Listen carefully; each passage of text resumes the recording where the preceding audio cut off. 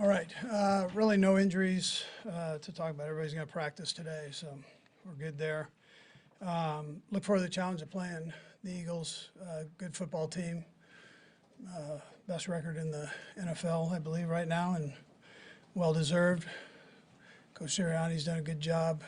They got good players. Their offense is tough. Brian does a heck of a job coordinating that thing, and then Sean does a great job with that defense. So they're playing good football right now. Look forward to coming here to Arrowhead and playing the game. It should be electric, and I know our fans will welcome them in. So anyways, with that, time's yours. Andy, just what is it like just going up against that organization you know so well? Yeah, well, it's a well-run organization. Howie Roseman has done a nice job. I'm so close with a lot of those people there, so they do a nice job. Jeffrey Lurie starts with him, so you're familiar with it. But again, once the game gets on, then it's the game. So you're not worried about all that stuff. Coach, coming out of the Miami game, you actually got the bye week. What were some of the biggest focal points that you wanted to focus on or work on leading to Monday's game? Well, I mean, they were smaller things. I'm not going to get into all that, but I mean, we worked on a few things. So we have plenty of room to improve. So I've talked about that. The penalties, we've got to continue to work on those, eliminate those. That's important. Andy played against a number of the league's leading receivers, and no one's really had a big game against you. Other than guys at the back end of your defense are playing well. Something you can put your finger on why that's been so effective? Yeah, look, I think it starts up front. You have a couple no names up there. They don't get a lot of credit. With Dana being one of them, and he's playing really good football right now. George is a year improved and playing real good football. So Nadi gets no credit, and I don't think he wants the credit, but he doesn't get any credit. He's a stout player inside. And then you had Charles. Charles is coming on, so he hasn't been here the whole time, but that's a nice addition to that mix. Andy, my apologies. You're fine. You had obviously the bye week to obviously scout the Eagles. I know every year is slightly different, but is there anything that you see that is a difference between playing them in the Super Bowl and obviously preparing for them on Monday? No, I wouldn't say there's much difference. Those receivers are still plenty good, and their quarterback's a good football player, as is the running back. So I know they had an injury to the tight end, so that would be a little bit different, but they've got good players in those spots. So, and then defensively, it's really basically the same unit. A couple of those guys are a little bit older, but you can't tell. So 91 and 55 were there when I was there, and they are like, they seem to get better with age. Coach, I know Chris is probably the first one to tell you, he lost his cool in the game against Miami, but he's had several games without a sack. We're going to talk to him. Do you sense some frustration kind of building? He started so hot so quick, and now it's kind of gone dry. Is he getting a little frustrated? Well, I mean, you're going to ask him that, but I don't sense that. He knows that they slide the line to him, and so when I mention these other guys, and they chip them and all that. So when I mention these other guys, they're getting the benefit of him being doubled or chipped, and they're taking advantage of that. But Chris will get his when it's all said and done. He does so much for us, that attitude-wise and play-wise. So. And circling back to Adam's question about being able to take away the top receivers on the other team, L'Jarius has obviously been a big part of that. He's had 7 flags over the last 3 games for either interference or holding.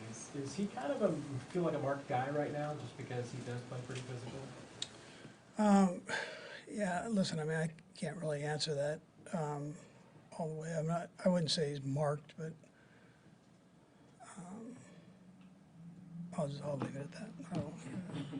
Andy, when you look at first half and second half offensive numbers, is that something you chalk up to coincidence? Do you study the reasons why maybe there's a pretty big contrast there?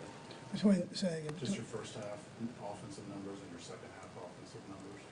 Yeah, I mean, listen, Fraze, I give credit to Fraze because he does all that. And he's on top of all that all the time. So, no, I can't tell you exactly why, but he probably could, but I'm not going to let him talk to you. And one of the things that the Eagles, yourself, your guys' team, good teams win close games, and the Eagles have shown that a lot this year. Is there a characteristic among teams and maybe about them that allows them to survive a close one at the end? Yeah, they're good. They're just good. I mean, they're well coached, and they've got good players. So, and they, you know, they have a culture there that dictates that, and so good football team.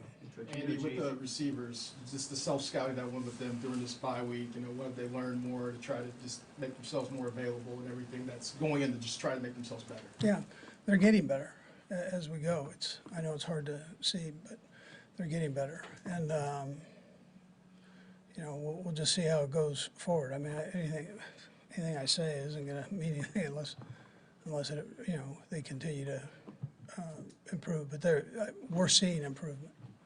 We just got to keep it going. Coach, in the Super Bowl, Jalen Hurts rushed for 70 yards, setting a record. You guys won, but he was still a major threat making that game close. Is that the same thing that you have to be attuned to when you play them this time, his mobility and how he'll take off and run? And he threw the ball well too. So I mean, it was. Yeah, you've got to look at all that. I mean, he's a strong kid, and that helps him in running. He's fast and strong, hard to bring down, strong in the pocket, and he's got a big arm. So he did well against us. Yeah, good player. Sorry. Coach, you know Jason, obviously Travis. What have you made of what they've done for the growth of the game maybe in the past year with everything they've kind of been involved with off the field and leading into this game? Yeah. Listen, ex-players have done a great job once they've gotten on the media. I mean, we know that. But to have the guys still playing and doing it and still maintaining the support of their teams doing it, that means that they're handling it the right way. And they're not putting coaches or players, you know, at risk. There's no threat there. That's when you get into trouble.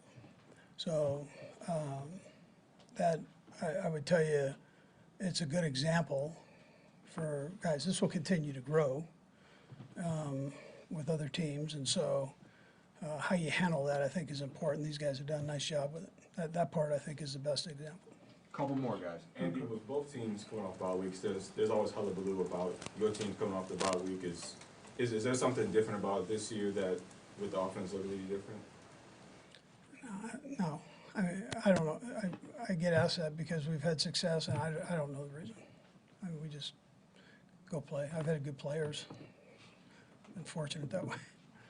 Coach, you've talked since you've been here about how all the games, so many of them come down, they're close at the end, and then, you know, the magic card you've had here of late is Pat's ability to go down the field so quick. How much of that is a unique trait? The ability to you have to take chunks. We have 51 seconds and one time out. He seems to be able to take those chunks and know the risk reward and when to do it. How special is that part of it? Yeah, Seren, there's no better weekend than this past one to look at how crazy the league is and how much parity there is in the league.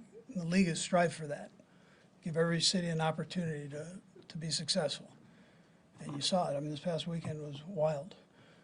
So to have somebody like Pat ends up being a big part of that.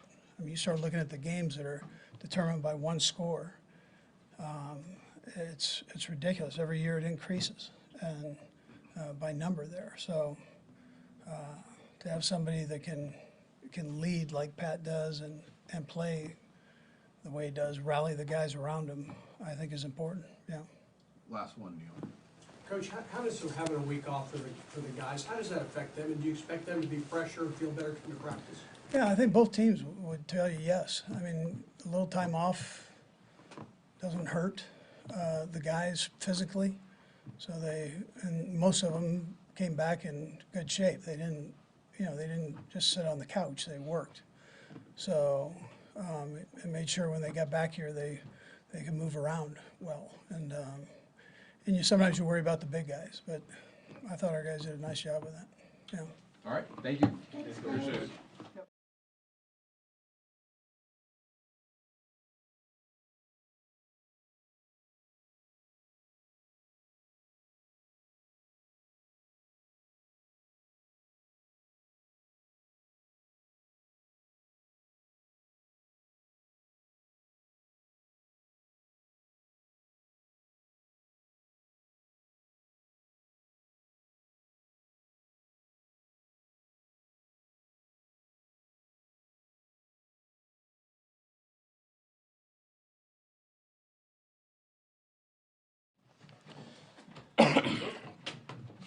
Patrick, How you doing? how was your time off? How did you enjoy it, refresh it, look over everything? How'd you spend it? Yeah, got to spend some time in Texas with the family, and then obviously had my charity gala, which was really cool. And then got to go to the Texas Tech game at KU. So a lot of family time. Got to look at a little bit of football as well. But it's always good to get the bye week, especially kind of that midpoint of the season to kind of refresh and restart for the next part of it. Patrick, what part of the football aspect did you really focus on?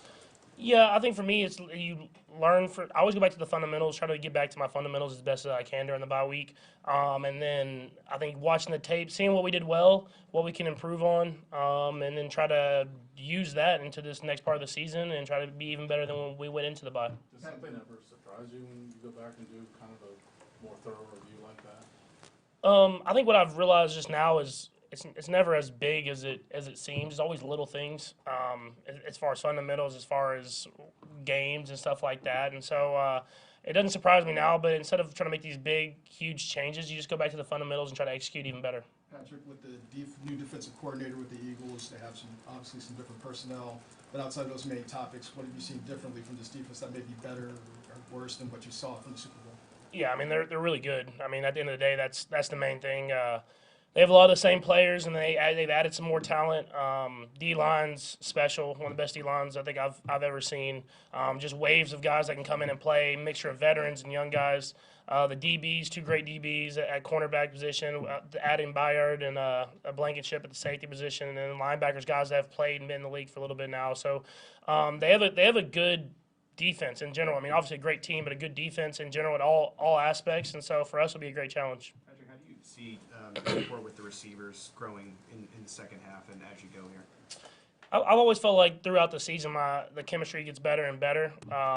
Obviously, everybody wants the receivers to blow up and everything like that. But I think guys have gotten better as the season's gone on, and they'll continue to get better. And we're making strides in the right direction. And I think we'll keep doing that as the season goes, and hopefully carry that momentum into the playoffs. On top of that, how much do you take pride in making it better? We always hear about like Michael Jordan makes his players better. How do you see that? Yeah, I mean, all you can do is go out there and try to be great every single day. And that's what I try to do in practice, getting extra reps, and then into the game and try to make those adjustments on the fly. And so I push guys to give everything they have every single day. And luckily for me, I have a lot of guys like that on the team. But at the end of the day, you just got to go and keep at it, stay with the process, and then at the end of the year, you're satisfied with the results. Patrick, in a game like this where the best team in the NFC, the best in the AFC, and two great quarterbacks, do you love that? I mean, the Super Bowl proved you and Jalen battled it out to the very end. You were injured. You look at that game. Is that kind of what you expect in this Monday night stage? Yeah, it's going to be a great game. Like you said, you got great teams in general. I mean, obviously Jalen's a great quarterback, but I think just the full entire team on both sides is you never know how the game's going to go. It could be high scoring, it could be low scoring, but two teams that usually find a way to get a win and playing on Monday Night Football in front of the whole world. It's going to be a great game, and I'm glad it's at Arrowhead. Patrick, Andy's talked for a long time. I just asked him about every game, so many games come down to the very end, and you gotta have those hurry-up drives, and you've been very successful at it. I'm just curious, do you go through a checklist? You seem to know when to risk, I mean, Buffalo, you threw the pick, but you had to go fast, Yep. right, last year. Is there a mental checklist you go through that this is more urgent, I've gotta be more risky here, cause it's worth it, it's the only way to get it done? How does that work in your brain when you're figuring that out? We talk through it every single week. Every week I've been here from OTAs through now. We talk about situations. If we're down 2 scores, we're down 1 score. What the situation is, what time we want to score before, all these different situations, and prepare us as best as we possibly can for games. And you watch other teams around the league. You take notes from that stuff as well. And I just always feel prepared because we do that. And so I know I'm on the same page with Coach Reid, with Coach Nagy. Everybody is that we know what we're trying to do in that situation. And so if you need to press the issue, press the issue. If you want to take some time off the clock, take some time off the clock. And I think that's you see in the NFL. I mean, you saw this last week. All the games are close, so it's who executes at the end of games the best, and that's who ends up winning. And I know I asked you this a couple of years ago, going back 5 years when you did the shop, I think the LeBron James show, and you said, I can't wait, Peyton Manning, Tom, they see everything now. In 5 years, I think was the number you said. Can't wait to see where I'll be. I know you're not the type to be like, yeah, I got it all figured out, but you look back and go, wow, look at what I know now, and is there still more to learn? Yeah, I think you have to find the right balance. I feel like I obviously know a lot more than I knew in that chair that day. But I think you always want to have that mentality of you're going to make it happen. And that's what I had in that chair that day, and I feel like I still have now is even if you know what the right read is, sometimes you want to make the big play happen whenever it's needed, and I have to balance that line throughout my entire career. Has it been an adjustment for you, the way you guys are playing defense now, that maybe you don't need to do some of the things you've done in the past? Has that been an adjustment for you, or are you playing the game, you feel like the same way? There's definitely an adjustment, I think, just early in the season. But I've had a feel for that. I think as seasons have gone on, you have a feel for how the whole team's playing, not just the defense, the offense, special teams, stuff like that. And you have to adjust on the fly. It's week in, week out. You have to make adjustments. And so, obviously, if the defense is playing good and the offense maybe not playing to the level I want, you run some time off the clock. Or if you feel like the offense needs to score, you speed it up. But that's just part of playing the quarterback position. And it's not always pretty, but if you get the win at the end of the day, that's what you want. Patrick, we've talked just a lot about the way defenses play you guys and taking away the back end. Do you notice when you watch film that other teams are seeing more of that you see the defenses you're going to face playing more of that against other teams? Or are you still seeing a lot of unscouted stuff? You see some teams, you see some similar stuff, but I would say we still see a lot of unscouted stuff. I mean, having a guy like Travis makes it a lot different because he's the level that he plays at, it takes so much attention for the defenses to go up against, and then they know we want to throw it deep, so they stay deep and make us be patient and drive the length of the field. And I mean, I want to throw it deep as much as everybody, but they're making me earn it and throw it short, and I think that's why we're having to drive the field these last few years, and so we have to continue to prove that to get guys to come up so we can hit the deep pass when it is there. Patrick, you spoke about your gala. You had Doug Williams there, presented you with the Black College Football Hall of Fame Founders Award. Speak about that. What was that feeling like for you? Yeah, that was actually a surprise to me. I knew Doug and Shaq Harris were going to be there, but I didn't know I was getting that award, and it is an honor. It really is. I mean, those are the true greats of the game that put me in the position where I can be playing the quarterback position today, and for them to present an award like that to me, it's a tremendous honor just to know that they've recognized me for something whenever I know that everything that I've done is because of them. We'll go last two, Neil, and then Nate. Go ahead, Neil. Patrick, I have a producer who asked me, this is a two-pronged question. He wanted me to ask you about your underwear. Because I got in the media, we got a chance to see you on the sideline at Texas Tech. You can't go anywhere. It's like Beatlemania. What's your life like? It's calmer than Travis's. I'll say that. So I think I'm doing all right. I'll keep just playing football and having fun doing it. And about your underwear? Well, my underwear, I've worn them my entire career, and Chad actually said something about right before he retired. He said something about it, and it kind of went under the radar, and I was like, thank goodness, man. No one picked that up, and then of course, I think it was Eli had to say it on the broadcast, and I was like, now it's going to be a thing. So they'll still be worn as long as we're winning. So I'll make sure to clean them. And I don't wear them in the games. I just wear them to the games, so they're not that bad. But hopefully we keep winning games. I can wear them for 20-plus years. How old are they? Well, I've been starting for 6 years, so they're 6 years old. So only professional? Yeah, only professional. Brittany got them before one of my first starts, and I wore it. that Chargers game, and the rest is history. I'm so glad we have 30 on this. I have two questions for you, Patrick. Just how beneficial is it for you to have everybody healthy going into this week, obviously being available to practice? And then, since you are in your 7th year, how much imprint, say, do you have for the coaching staff for the bye week that maybe you didn't have in 2017, 2018? Yeah, I would say it's obviously great when you have healthy guys this time of the year, and we try to maintain that with Rick and the training staff and in the weight room as well. But I mean, just having those guys out there practicing, you have that chemistry, and then we've gotten to work with the other guys as well, and so that's always a plus. You want to keep that, maintaining that, and then I think I mean, you get more and more every year. I mean, I got to talk to Coach Nagy, I got to talk to Girardi, I got to talk to Coach Reid during the bye week, and just kind of they gave me some of their inputs, some of the stuff they wanted me to work on. I told them stuff that I liked, stuff that I thought we could get better at, and we're going to try to execute that this week. I mean, what a better challenge than playing the Eagles the first week out of the bye and seeing where we're really at. Thanks. Appreciate it. Appreciate y'all.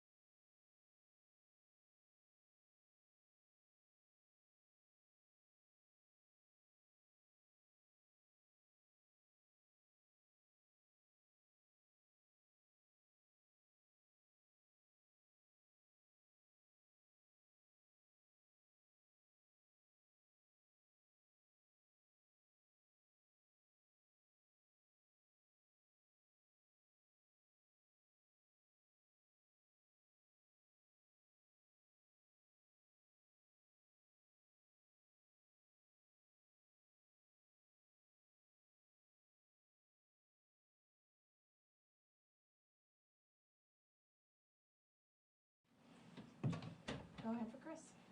Chris, Hey. the push, the brotherly shove, you know, you saw it last year's Super Bowl. Any ideas how you can stop it this time around? They haven't been stopped all year. I think the one that did get stopped on was Washington, where they fumbled the ball. So I don't know, man. We just gonna have to. I don't know, honestly. We have to figure something out. But they're so good at it, and it's a rugby style play. Unfortunately, we haven't watched any rugby style of play of defense yet. But we'll figure something out.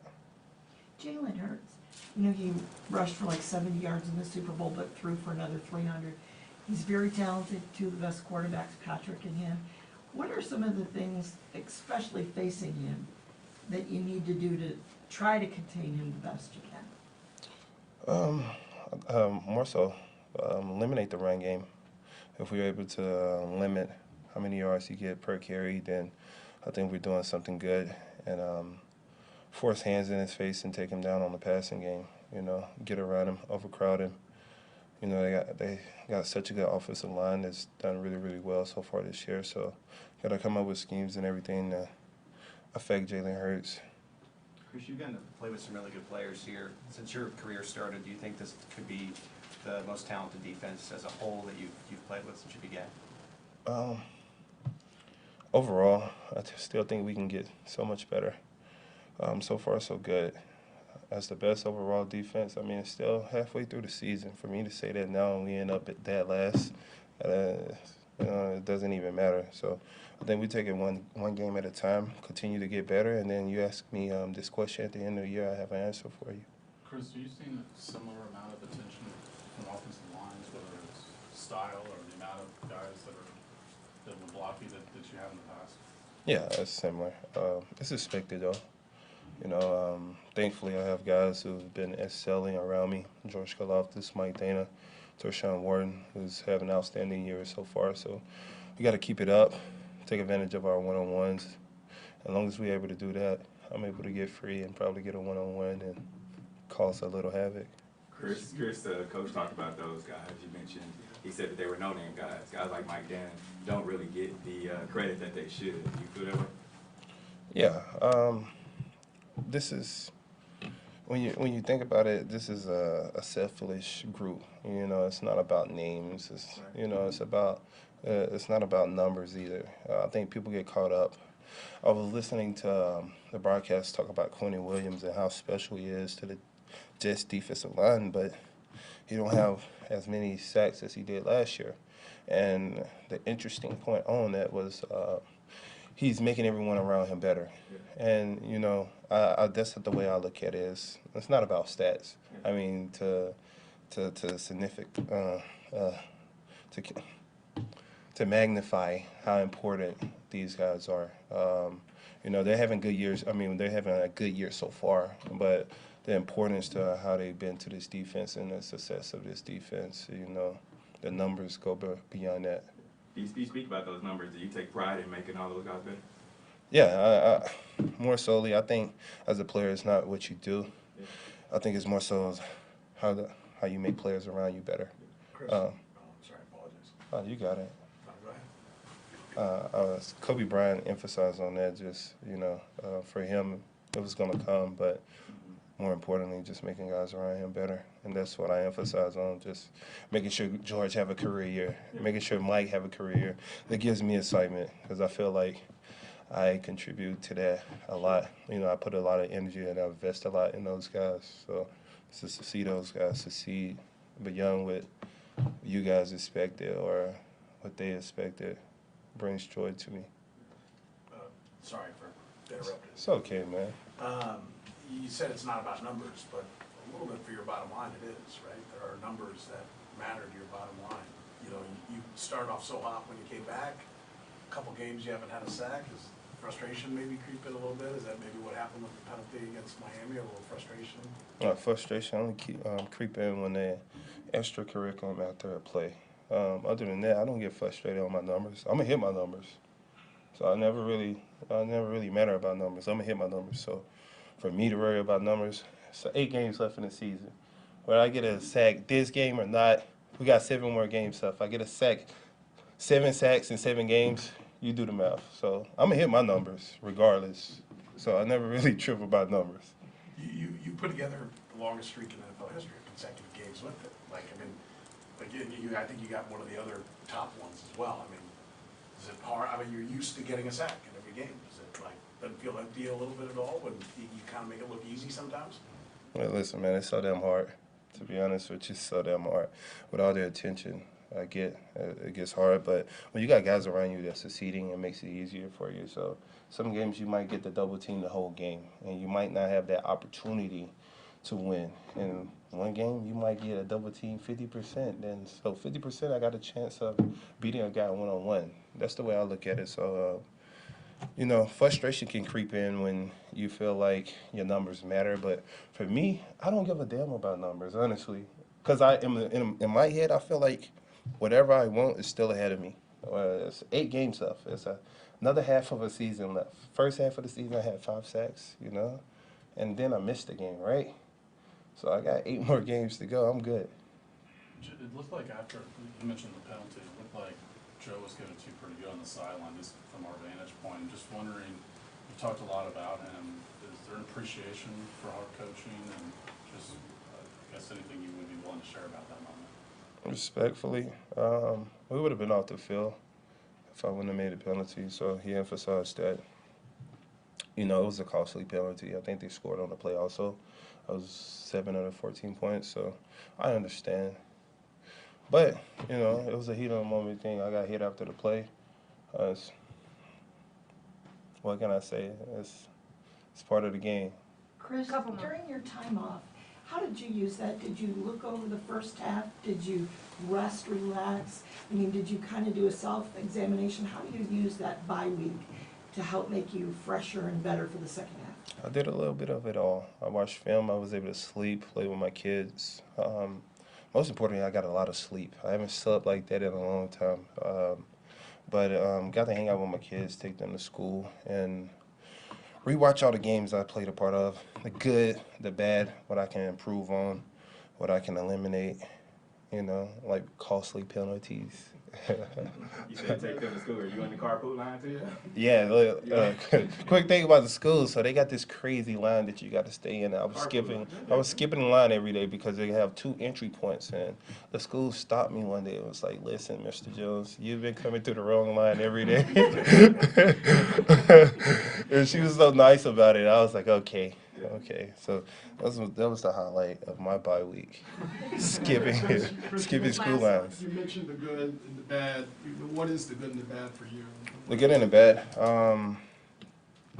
I always feel like I can be better at something, especially pass rushing, run stopping, overall game, being a better leader, whether it's being vocal, because sometimes I get in the game, I get so locked in, I forget to talk, being a vocal leader, and believe it or not, coach been giving me an excessive amount of loafs on the field, and I don't like a loaf. A loaf is if the player's 10 yards away from you, he wants you to run 10 yards to the play. But the player's going to come back after the referee blow the whistle. So I'm a 5-step guy, 5 steps, and just dumb it down. I never make the play 10 yards downfield. So I can improve on that. You know, just small things, you know, footsteps, eye discipline, hand placement, you know. So looking out over those things, seeing where I can get better at. What coach does, is that Colin that does that, you said? Yeah. Loafs. I know, right, bro? 10 yards down the field, I would never get to it. These running backs running 4-4.